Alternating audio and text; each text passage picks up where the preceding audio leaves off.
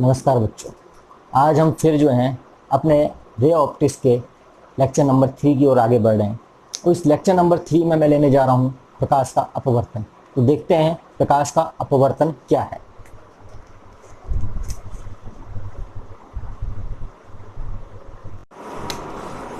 तो बच्चों आज हम करने जा रहे हैं प्रकाश का अपवर्तन यानी कि रिफ्रैक्शन ऑफ लाइट।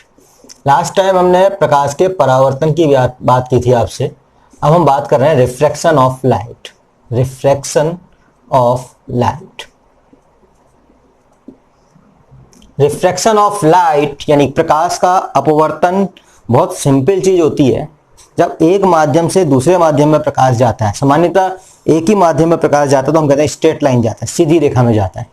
प्रकाश का हम एक माध्यम है, ये एक माध्यम इधर है, तो यहाँ पे सीधी रेखा में हम लेंगे। हालांकि जब हम वेव थ्योरी पढ़ेंगे तो छोटे छोटे ऑब्जेक्ट्स होंगे, छिद्र होंगे, स्लिट्स होंगे, तो वहां से हम उसका वेव नेचर देखेंगे, बेंडिंग को देखेंगे। परंतु यहाँ पर हम क्या है, सीधे एक सीधी रेखा पे जा रहा है। तो सीधी रेखा पे जा रहा है ये, परंतु एक माध्यम में जा रहा है सीधी रेखा पे। उसकी एक माध्यम के बाद जब दूसरे माध्यम में जाता है तो कुछ बेंडिंग होती है, जैसे bending of light. Bending of lights when it moves from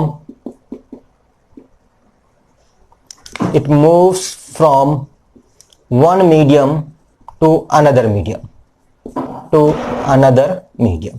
या अगर मैं इसको सीधे सीधे हिंदी में बोलूं तो एक माध्यम से दूसरे माध्यम में जाता है तो प्रकाश की किरण कुछ बेंड कर जाती है, या तो झुक जाती है बहुत ज्यादा, या फिर दूर भागती है। किस कंडीशन में क्या होता है? अब ये क्यों होता है, ये होता है क्यों? ये तो अपवर्तन हो गया, बेंडिंग ऑफ लाइट की लाइट का बेंड कर जाना। ये क्यों होता है? तो ये होता है वेलोसिटी के कारण। वेलोसिटी जो है इन डिफरेंट मीडिया, वेलोसिटी जो है चेंजेज इन डिफरेंट मीडिया। जो आपका प्रकाश है, जो लाइट है, लाइट की जो वेलोसिटी है, light of velocity changes in different media. हम जानते हैं वायु में प्रकाश की चाल बराबर होती है 3 × 10⁸ मीटर पर सेकेंड। वो उस गति से प्रकाश गति कर रहा होता है, परंतु अलग अलग मीडियम में जाते हैं तो उसकी वेलोसिटी भी चेंज होती है। और ये वेलोसिटी किसमें ज्यादा चेंज होगी, किसमें ज्यादा कम होगी, उसको डिफाइन करता है ऑप्टिकली डेंसर मीडिया। मीडिया का मतलब जो है, हम वैसे तो डेंसिटी से कहते हैं हम volume, D = m/v, that is different thing. Density rho लेते हैं m/v, वॉल्यूम मास। यहां वॉल्यूम और मास का लेना देना कुछ नहीं है। ऑप्टिकली डेंसर मीडिया का मतलब होता है, ऑप्टिकली डेंसर मीडिया की अगर हम बात कर रहे हैं तो कितना वेलोसिटी डिक्रीज हो रही है। अगर ज्यादा डिक्रीज हो रही है तो ज्यादा डेंस है, कम डिक्रीज हो रही है तो कम डेंस हो रही है। जब वेलोसिटी डिक्रीज होती है तो ये अपने ओरिजिनल पाथ को कवर नहीं करती है, यानी कि जो सीधे से लाइट जा रही थी, यहां से सीधे चली जानी चाहिए थी, परंतु because of the change in velocity it bends.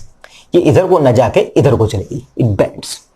अभी किसमें ज्यादा बेंड होगी, किसमें कम होगी, उसको हम डिफाइन करते हैं रिफ्रैक्टिव इंडेक्स से। रिफ्रैक्टिव इंडेक्स यानी कि अपवर्तनांक, इसे हम कह सकते हैं प्रकाश माध्यम का अपवर्तनांक। किसी एक माध्यम का अपवर्तनांक, उस माध्यम में कितना बैंड होगी, कितना ज्यादा बैंड होगी। जिसका अपवर्तनांक ज्यादा होगा वो ऑप्टिकली ज्यादा डेंस है, उसमें ज्यादा बैंड होगी, और जिसमें ऑप्टिकली डेंस कम है उसमें कम बैंड होगी। तो इसके लिए सीधे सीधे एक फॉर्मूला लिख सकते हैं बैंडिंग के लिए कि बिकॉज वेलोसिटी चेंज होती है, और उससे हमने एक टर्म ले आया RI, रिफ्रैक्टिव इंडेक्स, अपवर्तनांक, माध्यम का अपवर्तनांक। ये किन किन बातों पर निर्भर करता है ये भी आएगा। कुछ किताबों में म्यू लिखा होगा, कुछ किताबों में n लिखा होगा, या n बराबर, इसको मैं कहता हूं C/v। C is the velocity of light. C क्या है? Velocity of light in air. In vacuum भी कह सकते हैं, वैक्यूम और एयर।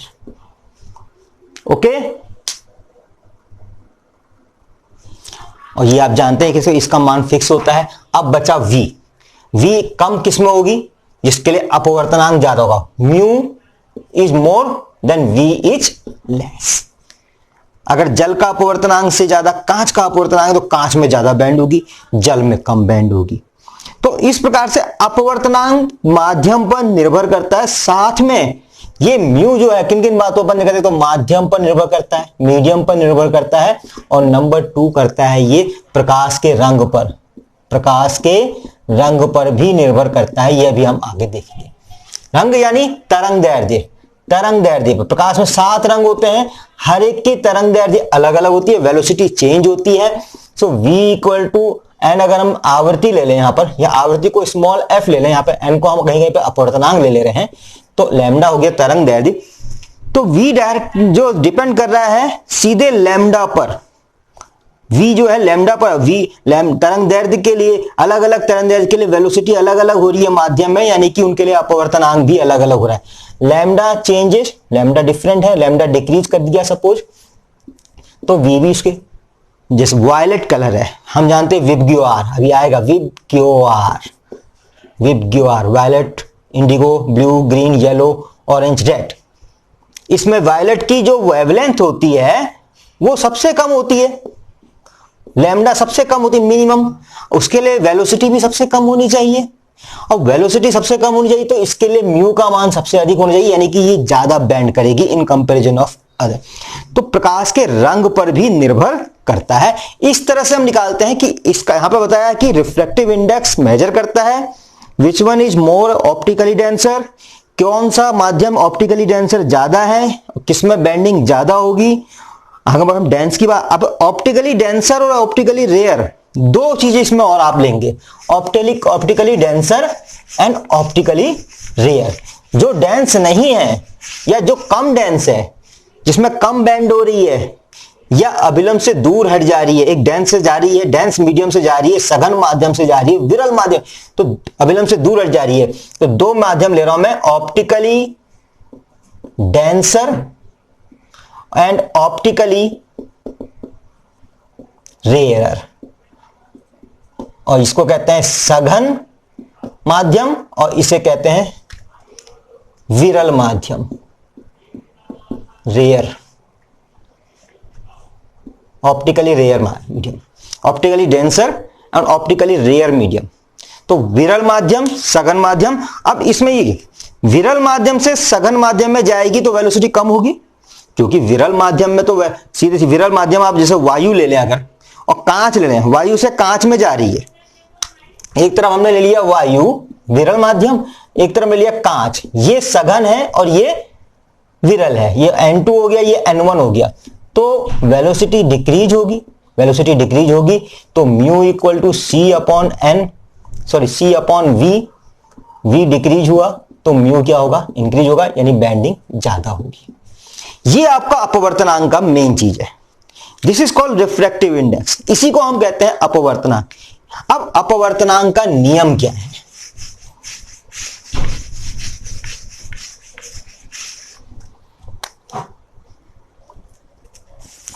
अपवर्तन के नियम, अपवर्तन के नियम, जब हम अपवर्तन के नियम की बात करेंगे तो यहां भी दो नियमों की बात करेंगे। नंबर 1, आपतित किरण, अपवर्तित किरण और अभिलंब तीनों एक ही तल पर होते हैं। आपतित किरण,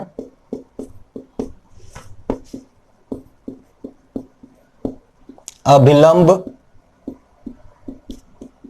तथा अपवर्तित किरण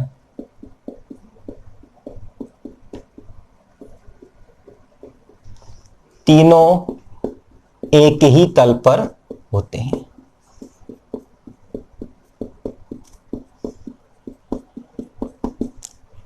ये माध्यम लिया, एक ले लिया हमने विरल, एक ले लिया हमने सघन, विरल रेयर मीडियम एंड सघन यानी डेंसर मीडियम।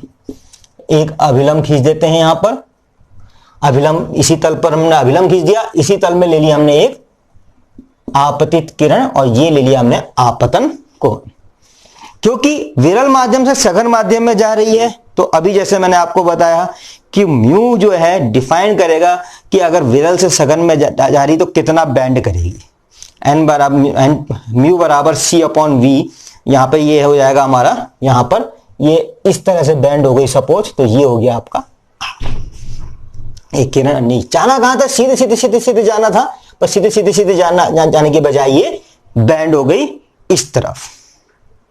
अब यहां पर ये नंबर 2 जो है दैट इज वेरी इंपॉर्टेंट, जिसे कहते हैं स्नेल्स लॉ, स्नेल का नियम, स्नेल्स लॉ। और ये क्या है, ये क्या बताता है कि आपतन कोण की ज्या यानी साइन आई तथा अपवर्तन कोण का साइन आर एक नियतांक होता है जिसे हम कहते हैं अपवर्तनांक। अपवर्तनांक, जब हम एक माध्यम ये लिया हमने और दूसरा माध्यम ये, किरण एक माध्यम से दूसरे माध्यम में जा रही है तो दूसरे माध्यम में कितना बैंड हुई उसको बता रहा है, तो हम कहते हैं दूसरे माध्यम का अपवर्तनांक पहले माध्यम के सापेक्ष, 1 को इधर लिखते हैं, 2 को इधर लिखते हैं, सेकंड का अपवर्तनांक पहले के सापेक्ष, सेकंड का refractive index in relative to first.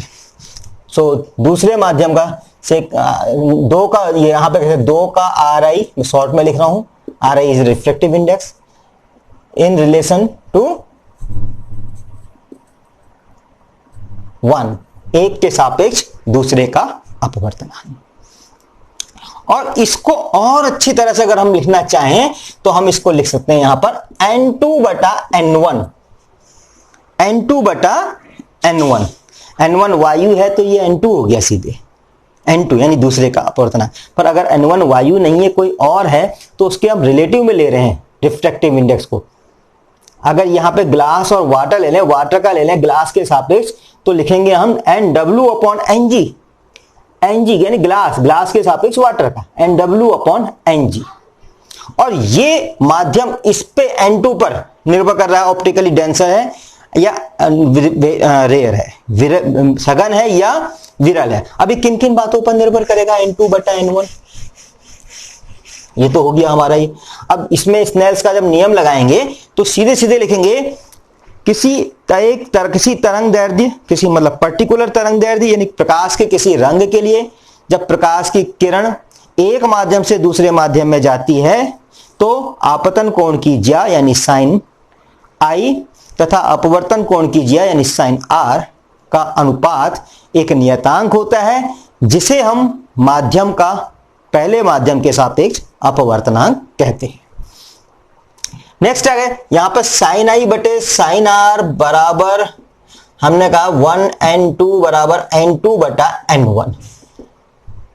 अब एक माध्यम है 1, दूसरा माध्यम है 2, यहां पर हम ले लेते हैं v1 upon v2। v1 upon v2 क्यों लिया, क्योंकि पहले माध्यम में वेलोसिटी और दूसरे माध्यम में वेलोसिटी ये आपस में रिवर्स में होगा। v2 अगर कम होगा तो n2 का मान ज्यादा होगा, v2 का मान कम होगा तो n2 का मान कम होगा, यह हर में होगी v1 बटा v2, v1 बटा v2। तो ये फॉर्मूला आप याद रखेंगे।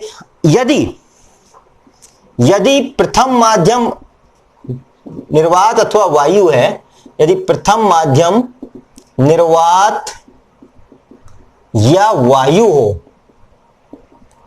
तो सीधी सी बात है n1 का मान वायु के लिए कितना होता है 1, और v1 की जगह क्या लिख देंगे c, और v2 की जगह हम लिख सकते हैं v जो दूसरे माध्यम में, तो हमारे पास क्या आया n बराबर c अपॉन v, ये फॉर्मूला आ गया। ये तब है जब प्रथम माध्यम निर्वात अथवा वायु है, जब प्रथम माध्यम निर्वात अथवा वायु है, और ये कहलाता है निरपेक्ष अपवर्तनांक। अब अपवर्तनांक को यहां पे 2 भागों में बांट दिया हमने, एक हो गया सापेक्ष अपवर्तनांक और एक हो गया निरपेक्ष अपवर्तनांक। नंबर 1 निरपेक्ष अपवर्तनांक,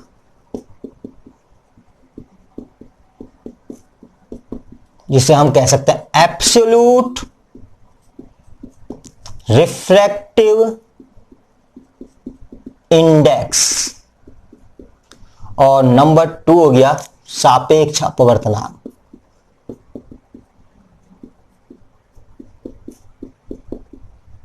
इसे कहते हैं रिलेटिव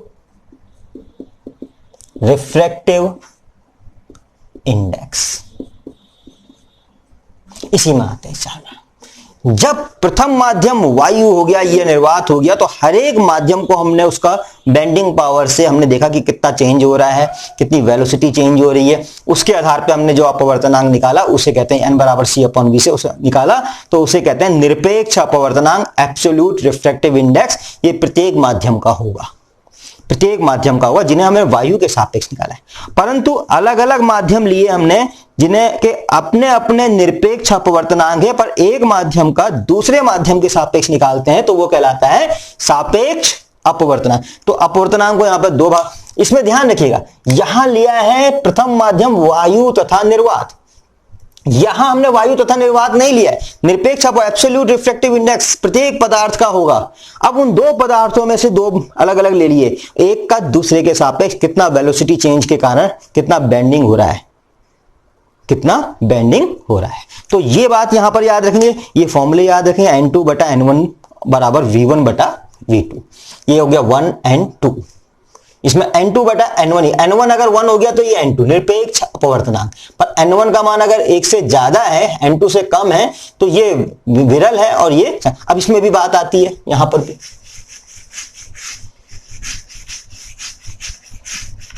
n2 बटा n1 नंबर 1, n2 बटा n1, यदि इसका मान जो है, अब इसमें लेते हैं सब लेट n2 को हम डेंसर मान लें, तो प्रकाश के अपवर्तन में जो तक अभी तक हमने जो लिया है कि साइन आई बटे साइन आर, ये स्नेल्स का रूल था, जैसे 1 and 2, यदि पहले माध्यम 1 ले लिया हमने, दूसरा माध्यम 2 ले लिया, एक माध्यम से दूसरे माध्यम में जा रही है, दूसरे माध्यम का पहले माध्यम के सापेक्ष, this is equal to n2 बटा n1, n2 बटा n1, और इसको हमने किया था v1 बटा v2, और यहीं से हो जाता है लैम्डा 1 बटा लैम्डा 2। ये कैसे होता है अभी हम बताएंगे आपको। तो अब यहां पे दो कंडीशन आती हैं, n2 बटा n1 का मान 1 से अधिक भी हो सकता है। कब होगा?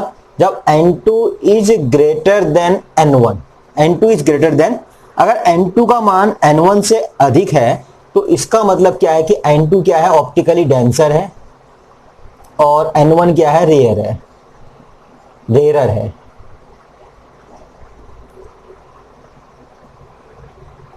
यानी कि ये सघन है और ये विरल है, तो एक सघन माध्यम है और एक विरल माध्यम है। n2 is greater than n1, उस कंडीशन में 1 n2 का मान जो है 1 से ज्यादा होगा, 1 n2 इज ग्रेटर देन 1, और उस कंडीशन में sine i upon sine r is greater than 1, means sine I is greater than sine r. इस इक्वेशन से n2 is greater than n1, so v1 is greater than v2, means इसको उल्टा कर लें तो v2 is less then v1, यानी कि दूसरे माध्यम में वेग कम हो जाता है, प्रकाश का वेग कम हो जाता है। किसमें? डेंसर, सघन से विरल में, विरल से सघन में जा रही, विरल से सघन में जा रही है। यहां पे है एक n1 है और एक n2 है, प्रकाश की किरण यहां से यहां जा रही है, तो इसका क्या वो वेग कम हो गया और ये बैंड हो गई, ये अभिलंब की ओर झुक गई।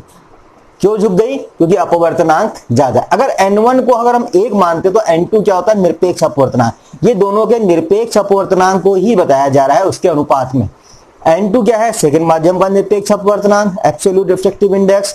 n1 क्या है, फर्स्ट मीडियम का refractive index, absolute refractive index. और इन दोनों के कंपेरिजन में तो हमने कहते हैं relative refractive index, refractive index of 2 with respect to 1, यानी माध्यम 2 का अपवर्तनांक पहले माध्यम के सापेक्ष। जरूरी नहीं कि वायु हो, कुछ और भी हो सकता है। तो जब विरल से सघन में जाती है तो अभिलंब की ओर कैसे झुकती है उसको इसमें बता रखा है। जब n2 upon n1 is greater than 1, यानी n2 इज ग्रेटर देन 1, यानी सघन है, दूसरा माध्यम सघन है, पहला माध्यम विरल है। n2 इज ग्रेटर देन 1 का मतलब यही हुआ, दूसरा माध्यम सघन, पहला माध्यम विरल। यानी विरल से सघन की ओर जा रही हो तो सदैव क्या है, अभिलंब की ओर झुकेगी।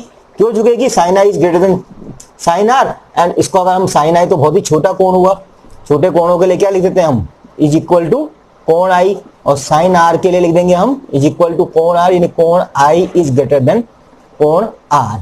सीधी सी बात है, ये कोण ये कोण जो है इस कोण से बड़ा है, यानी कि ये अभिलंब की ओर झुक गई। प्रकाश के लिए अलग अलग रंग के लिए भी जो है अलग अलग रंग के लिए अलग अलग झुकेगी। मैंने कहा था स्नेल्स का नियम जो है, प्रकाश के अलग अलग रंगों के लिए अपवर्तनांक का मान भी अलग अलग होता है। दूसरी कंडीशन लेते हैं, दूसरी कंडीशन लेते हैं। दूसरी कंडीशन में आ जाएगा आपके यहां पर n2 अपॉन n1, एक से कम भी तो हो सकता है, n2 is less then n1। उस समय n2 क्या हो गया, n2 हो गया आपका विरल और ये हो गया आपका सघन। यानी कि अभी क्या हो गया है, n1 पहला माध्यम जो है सघन है और दूसरा माध्यम विरल है, सघन से विरल की ओर जा रही है, सघन से विरल की ओर जा रही है। तो इस कंडीशन में आप यहां से ये भी कह सकते हैं कि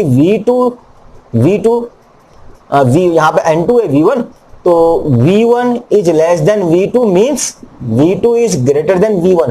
जो दूसरे माध्यम में गई है, विरल माध्यम में, वहां पर वेग क्या हो गया है, बढ़ गया है। जब सघन से विरल में, ये अब विरल है n2, अब विरल सघन से विरल में जा रही है तो वेग बढ़ जाता है, उसको इसमें यहां पर समझाया है।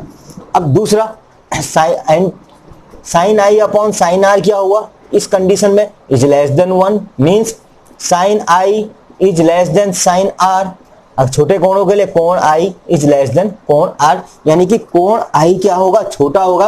अब ये सीधे सीधे हुआ, हमने 1 को माना सघन, सीधी सी बात है n1 को सघन माना यहां, और विरल हुआ आपका n2, दूसरा माध्यम हुआ विरल।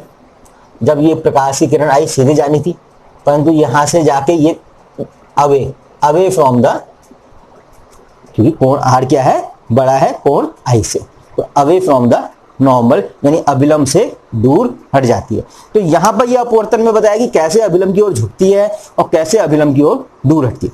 तीसरी बात यह है कि जो आवृत्ति है, फ्रीक्वेंसी, वो स्रोत पर डिपेंड करती है, वो प्रकाश के स्रोत पर डिपेंड करती है, वो अपवर्तन पर डिपेंड नहीं करती है। अपवर्तन के केस में आवृत्ति नहीं बदलती, ये ध्यान रखिए आप, फ्रीक्वेंसी डजंट चेंज, फ्रीक्वेंसी दोनों माध्यम में एक ही रहती है। फिर वेग बदलता है तो क्या बदलता है, वेवलेंथ। हम यहाँ पे फॉर्मूला लगाते हैं v equal to f lambda. अगर मैं यहाँ पे लिखूं v1 equal to f1 lambda, v2 equal to f2 आवृत्ति नहीं बदलती है, v2 equal to f lambda, तो f से f कैंसिल हो गया, v1 upon v2 equal to lambda 1 upon lambda 2, ये तरंग दैर्ध्य में परिवर्तन होता है। अब यहां पर भी एक चीज और है कि अलग अलग प्रकाश का रंग अगर हम आपतित कर रहे हैं, 7 रंग होते हैं विबग्योर, आप जानते हैं, violet, indigo, blue, green, yellow, orange, red, जिसमें वायलेट का जो तरंग दैर्ध्य है वो बहुत कम होता है। तो कम तरंग दैर्ध्य के लिए कम वेलोसिटी, यानी कम वेलोसिटी, और अधिक तरंग दैर्ध्य के लिए अधिक वेलोसिटी, और उसी के आधार पर बेंडिंग होती है। कम तरंग दैर्ध्य के लिए कम वेलोसिटी, और जिसकी वेलोसिटी जितनी ज्यादा कम होगी उसकी बेंडिंग ज्यादा होगी, अभिलंब की ओर वो उतना झुकेगी। प्रिज्म में इसको और बताया जाएगा। और रेड जो है अभिलंब की ओर कम झुकेगा, क्यों, क्योंकि उसकी वेलोसिटी ज्यादा होगी, उसकी तरंग दैर्ध्य ज्यादा है। तो इन बातों को आप अपवर्तन में ध्यान में रखेंगे। यहाँ पर हमने सभी पहलुओं को ले लिया है अपवर्तन के। हमारा जो नेक्स्ट टॉपिक होगा वो होगा प्रकाश की उत्क्रमणीयता। रिवर्जिबिलिटी ऑफ प्रिंसिपल क्या है, रिवर्जिबिलिटी ऑफ लाइट क्या है, इस पर चर्चा करेंगे हम नेक्स्ट पार्ट में। धन्यवाद।